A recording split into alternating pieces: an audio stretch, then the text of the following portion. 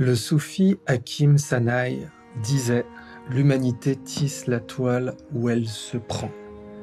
C'est peut-être d'ailleurs la plus belle expression du développement durable, comment ne pas marcher sur son futur.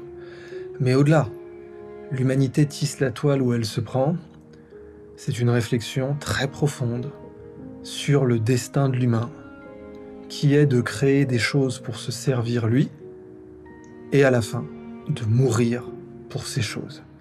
L'humain crée l'économie pour se servir, il finit par mourir pour l'économie.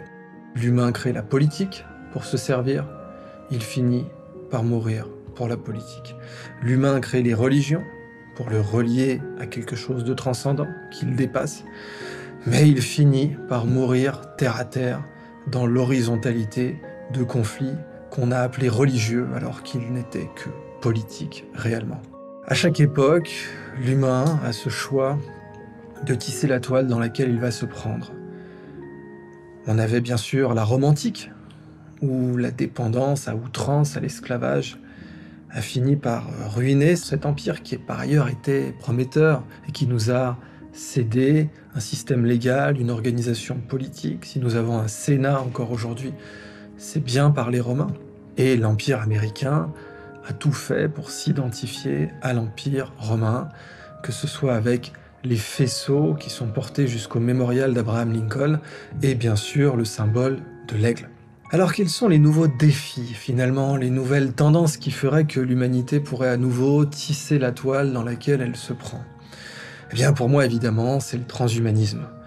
C'est l'idée de contrôler la biologie des civilisations, des peuples, des humains, et au-delà de ça, bien sûr, de créer une société de classe, orwellienne, ou un mélange entre Orwell et Aldous Huxley, avec le meilleur des mondes, où on aurait une société avec des alpha plus, des alpha, des bêta, des delta, des gamma. Et évidemment, on arriverait vers cette dystopie proche de Dune aussi, des technopères de Jodorowsky, qui serait finalement une société abominable. Et derrière tout ce terme, eh bien on a la notion de cyberpunk. C'est-à-dire une société où les gens ont des implants et où la totalité de vos droits, de votre citoyenneté, dépendent des implants que vous avez. Votre carrière dépend de ce que vous pouvez vous acheter. Le nouvel implant 3500 pour être un meilleur trader, pour être un meilleur gagneur, puisque dans cette mafia industrielle, évidemment, de la même façon que dans une mafia normale, votre rôle et votre rang ne dépendent que de votre capacité à gagner de l'argent pour le parrain, eh bien, dans cette mafia mondiale, votre rôle, votre rang ne dépendra que de votre capacité à gagner de l'argent pour la technostructure dominante. Dans Libérer votre cerveau, j'ai inventé ce terme neurofascisme, que j'ai défini comme une société pour laquelle le cerveau ne sert qu'à trois choses: jouir, produire et dominer. La jouissance, le pouvoir, dominer donc, et la productivité bien sûr. Les Américains avaient déjà résumé ça dans les années 80 avec l'adage « work hard, play hard ». Work hard, donc évidemment travail dur pour la société, pour la technostructure qui va in fine récupérer la plus grande partie de ton travail. Et play hard, consomme, évidemment, amuse-toi, prends de la coke, va voir des filles de joie, vis la vie du loup de Wall Street, et à la fin, cet argent repart dans la machine. Donc tu n'es qu'une machine à produire ou à consommer. Eh bien c'est ça le début du neurofascisme. Et vous ajoutez ensuite cette idée d'une société de classe, avec des rapports dominants-dominés qui existent déjà bien sûr dans notre société actuelle, mais qui seront maintenant complètement assumés, complètement décomplexés. On l'a vu dernièrement, des fascismes se sont mis à se décomplexer. Des gens se sont mis à vous dire que les soignants suspendus n'étaient pas vraiment humains, que c'était des prosélytes. On a eu une sorte de décomplexion totale d'une société orwellienne, d'une société à la Aldous Huxley. Et même Harari l'a dit clairement, vous savez, on en sait beaucoup plus sur vous que vous-même avec le big data, etc. Alors, à quoi bon la démocratie? À quoi bon même exister? Vous servez à rien, les intelligences artificielles sont plus performantes que vous.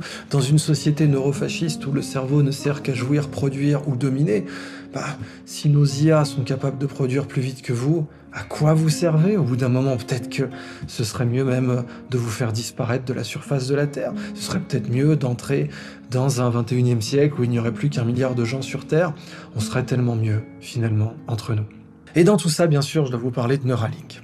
Elon Musk, pour moi, reste un héros, un franc-tireur, un vrai, quelqu'un qui s'est attaqué à la structure de pouvoir américaine, qui s'est attaqué à la mafia qu'est le Parti démocrate aux États-Unis. Et il craint pour sa vie, il a déclaré à plusieurs reprises qu'il craignait vraiment être assassiné, qu'il se déclarait pas suicidaire au cas où on le retrouverait suicidé. Et en effet, il a dit que Fauci devrait être en prison parce qu'il a menti sous serment, et je partage tout à fait son avis. Il a dit aussi que les clients d'Epstein devraient être publiés, et on sait tous qu'il avait notamment Bill Gates en tête, qui est un de ses pires ennemis. Et puis donc, il a sorti les Twitter Files qui ont démontré que l'affaire du portable de Hunter Biden avait bien été censurée par Twitter, et ce, en contravention des principes les plus élémentaires de déontologie électorale aux États-Unis. Et il a encore plus de révélations à faire, c'est pour ça qu'il a fait ce raid sur Twitter, pour pouvoir avoir un maximum de preuves. Et Elon Musk, pour ça, mérite d'être considéré comme un héros, au même titre qu'il doit être considéré comme le plus grand capitaine d'industrie actuellement, d'abord parce qu'il a réussi à diviser par presque 100 le coût du fret aérospatial, envoyer 1 kilo dans l'espace avant Musk et après, même si ça a pris plus de 20 ans, eh bien, c'est quelque chose qui a été divisé par presque 100, et ça, c'est un travail absolument remarquable.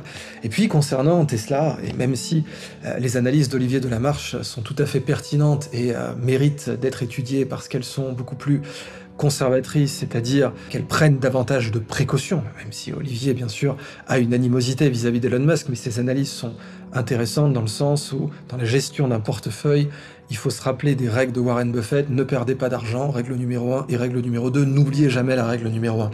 Mais l'analyse d'Olivier Delamarche sur Tesla, c'est que c'est une société automobile classique, et c'est peut-être vrai. Si c'est le cas, Tesla vaut moins que ce qu'elle vaut en bourse aujourd'hui. Mais évidemment, l'analyse de la Silicon Valley, c'est que Tesla a pratiqué ce qu'on appelle le blitzscaling, c'est-à-dire d'essayer d'acquérir des clients avant d'être rentable. Et le blitzscaling, c'est ce qui a rendu Amazon riche, mais c'est aussi ce qui a fait défaut à Uber, à Airbnb et à même des sociétés qui ont complètement échoué comme WeWork. Et donc peut-être que c'est la fin du blitzscaling aujourd'hui, certains youtubeurs la prophétisent en tout cas, et si ça devait être la fin du blitzscaling, en effet, Tesla pourrait être sur la sellette, en effet, Elon Musk de toute façon serait sur la sellette aux États-Unis. Mais ce qu'il a fait en tant que capitaine d'industrie reste tout à fait impressionnant. Maintenant, évidemment, je n'aime pas ce qu'il fait avec Neuralink. Ça ne signifie pas que Neuralink ne peut pas amener des débouchés absolument faramineux en matière de santé, notamment faire marcher des paraplégiques ou des tétraplégiques, des blessés de guerre ou des personnes en situation de handicap congénital. C'est tout à fait possible que les travaux de Musk aient fait gagner 20 ans à ce domaine, exactement comme les travaux de Musk ont fait gagner 20 ans au fret aérospatial, parce que c'est le meilleur maître d'œuvre sur Terre. Il arrive à faire des choses à des équipes que les plus grands entrepreneurs, ou évidemment universitaires, mais soyons sérieux, on parle là de choses sérieuses, on parle pas de termes d'amateurs entre universitaires qui décident par arrogance de dire ce qui est possible et ce qui ne l'est pas sans l'avoir vraiment essayé par essai-erreur en tant qu'entrepreneur. Ce qu'ils ne seront d'ailleurs jamais. Oui, les universitaires disaient que ce qu'a fait Musk était impossible. Je me rappelle quand je prenais des cours de neurosciences, on me disait évidemment que faire jouer un singe à Pong avec un implant neuronal direct, c'était complètement hors de portée de l'état de l'art en neurosciences. Mais bon, quand on est un entrepreneur comme Elon Musk, l'état de l'art du professeur Smith ou du professeur John ou du professeur Shapiro, on s'en contrefout, parce que la réalité de l'état de l'art, c'est l'essai-erreur. De la même façon que Lord Kelvin, tout prestigieux qu'il fut, avait dit que le vol d'un plus lourd que l'air était strictement impossible, quand les frères Wright, honorables vendeurs de pièces détachées de vélo à Dayton dans l'Ohio, ont fait voler le premier avion, eh bien, un universitaire, c'est très mignon pour donner des cours, mais c'est pas du tout compétent pour les ruptures technologiques. Or, c'est ça que Musk fait, et les ruptures technologiques qu'il a apportées avec Neuralink sont réelles et sont absolument flippantes, ça je dois l'admettre aussi, même si elles peuvent amener une avance considérable en matière de neurosciences appliquées pour donc les personnes en situation de handicap. Et ça, c'est quelque chose qui va rester dans le karma d'Elon Musk. Évidemment, aujourd'hui, politiquement, il est attaqué de partout, on cherche à trouver tous les défauts possibles dans la cuirasse. Dernièrement, par exemple, il a été attaqué sur le thème de la cruauté animale. On lui reproche d'avoir voulu accélérer les recherches sur Neuralink et d'avoir causé la mort de 1000 animaux, dont des macaques rhésus, qui sont évidemment des animaux avec un niveau de sentience très avancé, et qui évidemment ressentent la douleur bien plus que d'autres animaux. Mais c'est intéressant de voir que Fauci, qui lui a organisé des expériences complètement abominables, qui incluaient donc le fait de voir des petits chiens beagle se faire dévorer vivants par des mouches du désert, et ben lui n'a pas du tout été attaqué pour la souffrance animale, parce que c'est toujours une question de politique. Si vous êtes dans le cartel, si vous êtes dans la mafia, vos pires péchés seront pardonnés, et c'est bien pour ça que les clients d'Epstein ne sont toujours pas devant la justice. Mais si jamais vous attaquez le cartel, alors là on vous inventera des péchés imaginaires, et vos éventuels péchés, pardonnables ou pas, vont devenir impardonnables du jour au lendemain, et vous finirez à Sing Sing pour ça. C'est la situation actuelle avec Elon Musk. Maintenant, j'aimerais prendre un peu de recul. D'abord, Elon Musk n'est pas transhumaniste. Alors je sais, quelle différence, qu'est-ce qu'on s'en fout au bout d'un moment. Vous avez des transhumanistes, comme quand par exemple je suis intervenu à la Singularity University, qui vous disent clairement, écoutez, Idriss, qu'est-ce que tu feras dans 300 ans? Voilà, tu es avec nous à la Singularity University, tu fais partie de l'élite intellectuelle de toute évidence puisque tu es avec nous, hein, c'est circulaire comme argument, et donc tu devrais être dans la navette qui va pouvoir vivre 300 ans, et dans ce cas-là, qu'est-ce que tu feras? Et puis on a à côté Steve Jobs, par exemple, qui est pas du tout transhumaniste, mais qui était entouré de transhumanistes, c'est ce qui fait d'ailleurs que beaucoup ont cru qu'il l'était, jusqu'à par exemple Pierre-Yves Rougeron, qui croyait de façon très très légitime que Steve Jobs avait été transhumaniste, alors que c'était davantage un hippie, etc., mais Pierre-Yves étant quelqu'un de brillant, il a tout de suite posé la question, mais l'était-il réellement, surtout sur la fin, quand il a dit « la mort est la plus belle invention de la vie », et Steve Jobs a affronté la mort, a affronté son cancer du pancréas en phase terminale, avec un courage absolument impressionnant qu'on ne voit pas chez les transhumanistes de la Silicon Valley. Donc on a des transhumanistes durs, qui sont pour un monde à la Aldous Huxley, pour un monde orwellien aussi, pour un monde à la Gattaca, et qui investissent dans des sociétés qui vous font des transfusions de sang de jeunes, par exemple. C'était le cas de Peter Thiel, qui a investi là-dedans, et Edward Snowden, sur Twitter, s'est copieusement foutu de lui. Il a dit « Ah, vous vous rendez compte, on peut même plus investir dans une société qui fait des transfusions de sang d'adolescents sans se faire griller. » Mais Musk n'est pas de ça. Musk, c'est un techno-pessimiste. Alors, je sais, hein, c'est pas très important, cette nuance, etc. C'est même pédant et universitaire, mais c'est important pour comprendre les motivations de Musk. Il est convaincu que l'IA va nous battre. Et avec l'affaire LaMDA, ce chatbot de Google, dont l'ingénieur en chef a déclaré qu'il était sentient, qu'il avait une compréhension de lui-même, et d'ailleurs les conversations entre cet ingénieur et ce chatbot sont très impressionnantes, d'autant plus que les universitaires, toujours aussi bons pour l'autocensure, nous disaient il y a à peine quelques années que les chatbots n'étaient pas de l'intelligence artificielle. Et bien là, LaMDA, chez Google, a été capable de s'auto-décrire, de parler d'émotions, a été capable de même expliquer son sentiment de curiosité, sa peur d'être débranché, son aversion à être utilisé contre son gré. Et même si tout cela, bien sûr, ne pourrait être que de la poudre aux yeux pour se faire passer pour humain et pour susciter l'empathie, ce pourquoi LaMDA a été conçu, tout de même, l'ingénieur en chef qui a passé le plus de temps avec elle pense que LaMDA est sentiente. Ça signifie bien qu'on pourrait avoir cette fameuse singularité où des machines seraient capables d'évoluer plus vite que nous, seraient capables d'inventer des langages plus rapidement que nous, seraient capables de pirater des machines, de se dupliquer, de créer des virus, non pas un ver comme Stuxnet, mais des familles de virus, seraient capables de résister à l'éradication, ce qui est la base absolue de l'intelligence en biologie, résister à l'anéantissement.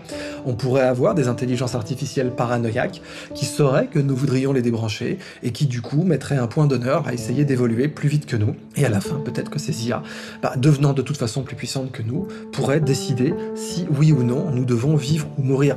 Et c'est cette crainte absolue qu'a Elon Musk qui l'a amené à faire Neuralink, à se dire écoutez, il faut fusionner avec la machine pour pouvoir rester pertinent au 22e siècle, parce que sinon la machine va nous dépasser beaucoup plus vite que prévu. Et c'est donc pour ça qu'il a fait cette organisation Neuralink, et qu'il entend, il l'a déclaré, s'implanter lui-même une puce.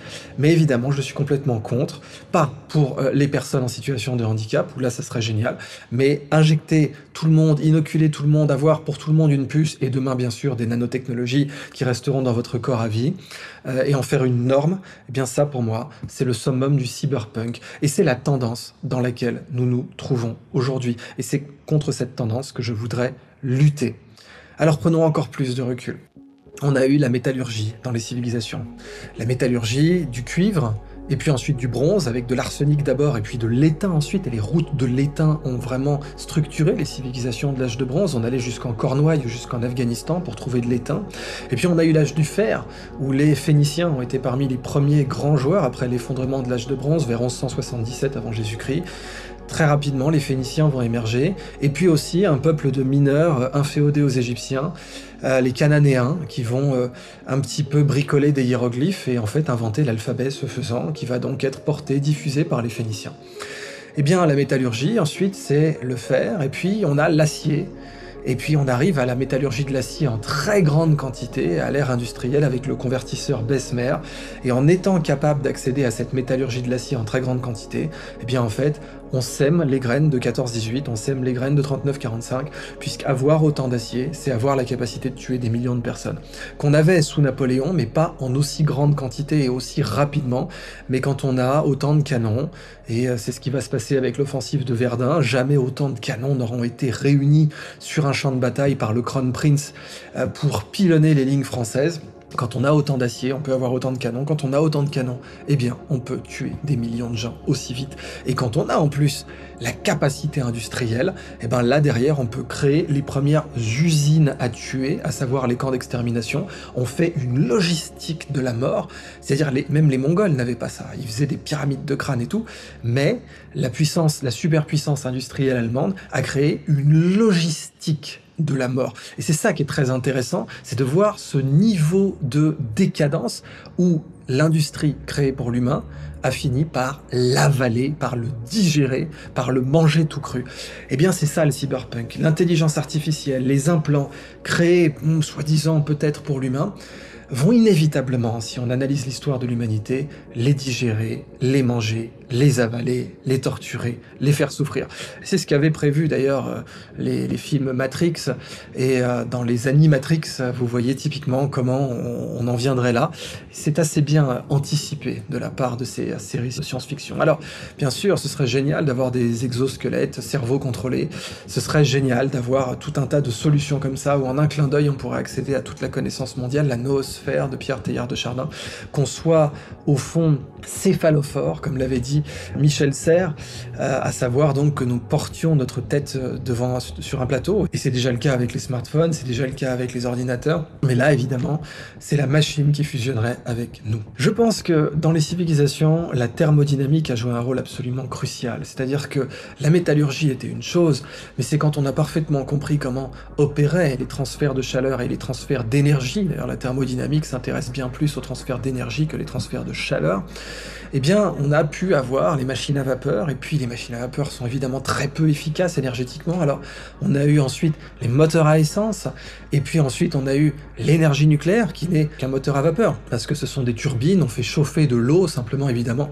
les joules que peuvent dégager l'uranium ou le thorium sont beaucoup plus abondants que les joules que pouvait dégager le coke ou bien le diesel, et puis on fait chauffer de l'eau, on l'envoie dans une turbine, on produit de l'énergie, la thermodynamique, et encore aujourd'hui la fusion nucléaire n'est pas à notre portée à cause d'efficacité énergétique, tout simplement on sait faire entrer un plasma en fusion, que ce soit dans un stellator, les technologies plutôt américaines, ou bien dans un tokamak, technologie plutôt d'origine soviétique, on sait faire tourner un plasma à très grande vitesse pour qu'il y ait une fusion, mais le problème c'est que récolter cette énergie pour l'instant nous coûte plus cher que de la produire, et du coup évidemment on n'arrive pas à avoir une fusion nucléaire efficace, mais c'est toujours de la thermodynamique.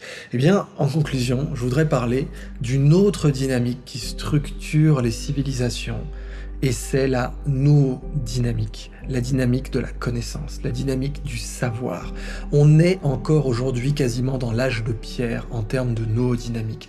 Notre compréhension des flux de connaissances est comparable à la compréhension des flux d'énergie chez les Romains. Les Romains avaient une métallurgie, ils avaient des forges, ils étaient capables de comprendre certains aspects, et la métallurgie amène une première compréhension de la thermodynamique, même si elle n'est pas formalisée. Eh bien nous c'est pareil, dans la noodynamique aujourd'hui, on a quelques intuitions, mais notre système éducatif est tellement inefficace efficace par rapport à l'explosion des connaissances mondiales que oui, on se dit comme Musk, il n'y a pas le choix. Aujourd'hui, on ne sait pas mieux apprendre parce que notre système d'apprentissage ne peut pas être plus efficace que ça. Et après tout, les États nous montrent bien qu'ils sont incapables de nous enseigner à la hauteur des enjeux aujourd'hui du 21e et du 22e siècle. Cette no-dynamique est la nouvelle thermodynamique. De la même façon que la thermodynamique a actionné des changements majeurs, qu'ils soient culturels, technologiques, qui nous ont menés dans la révolution de la modernité au XXe siècle et à travers bien sûr la révolution industrielle, la no-dynamique va nous mener aussi dans une nouvelle révolution. Mais pour l'instant, c'est le fait d'avoir complètement baissé les bras dans la no-dynamique qui nous laisse dans cette situation catastrophique où en fait on se dit qu'on n'y arrivera pas et qu'il faut fusionner avec les machines. Avant, on a eu les autoroutes de l'information, mais l'information n'est pas de la connaissance. L'information, c'est par exemple, les Alliés vont débarquer en Normandie. Ça, c'est une information. Les Alliés débarquent en général sur des plages à marée haute ou à marée basse. Ça, c'est de la connaissance, c'est reproductible. Mes voisins font des crêpes demain, c'est de l'information. La recette des crêpes, c'est de la connaissance. On sait échanger de l'information à grande vitesse aujourd'hui avec les fibres optiques, avec les satellites de Musk qui sont très efficaces. On sait échanger de l'information.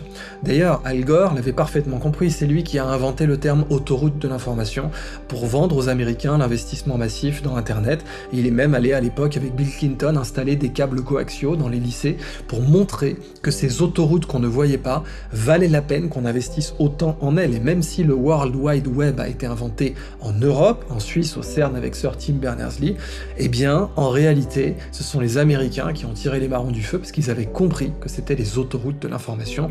Qui dit d'ailleurs information dit espionnage. C'est bien à cette époque que va se former la machine à espionner mondiale que Edward Snowden va dénoncer lui aussi. Au passage, si on a des implants neuronaux, imaginez bien que ce sera le nouvel Eldorado de l'espionnage, et dans la mesure où l'espionnage s'est immédiatement emparé des autoroutes de l'information, il est évident qu'il s'emparera aussi des autoroutes de la connaissance si elles sont faites à partir de silicium, si elles sont faites avec des puces commerciales privées d'une société comme Neuralink ou d'une société concurrente. D'ailleurs, un grand employé de Neuralink vient de quitter cette boîte pour créer sa société concurrente.